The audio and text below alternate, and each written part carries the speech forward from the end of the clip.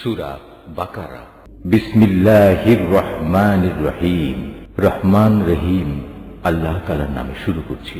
আমি মূসাকে কিতাব দিয়েছি, তারপর একে একে আমি আরো অনেক নবী পাঠিয়েছি এবং বাপ ছাড়া সন্তান পয়দা হওয়ার মতো সুস্পষ্ট নিদর্শন দিয়ে আমি মরিয়ম পুত্র ঈসাকে পাঠিয়েছি এবং আমার পাঠানো বাণী ও পবিত্র আত্মার মাধ্যমে তাকে আমি সাহায্য করেছি।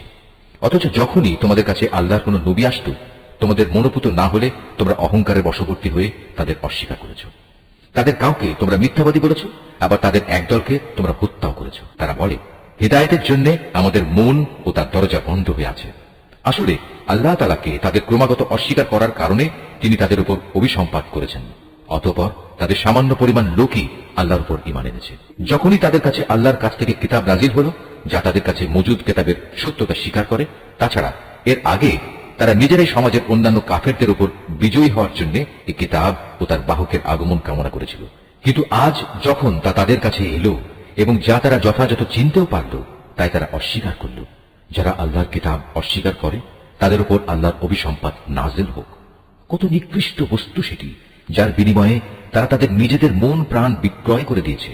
শুধু গোলামীর বশবর্তী হয়েই তারা আল্লাহর নাজিল করা বিধান অস্বীকার করেছে, শুধু এ কারণে যে আল্লাহ তাআলা তার বান্দাদের মধ্যে থেকে যাকে চান তাকে নবুয়ত দিয়ে অনুগ্রহ করেন। তাদের এই কুফরির ফলে তারা ক্রোধের উপর ক্রোধে আক্রান্ত হল। আর কাফেরদের জন্য তো এমনই অপমানজনক শাস্তি রয়েছে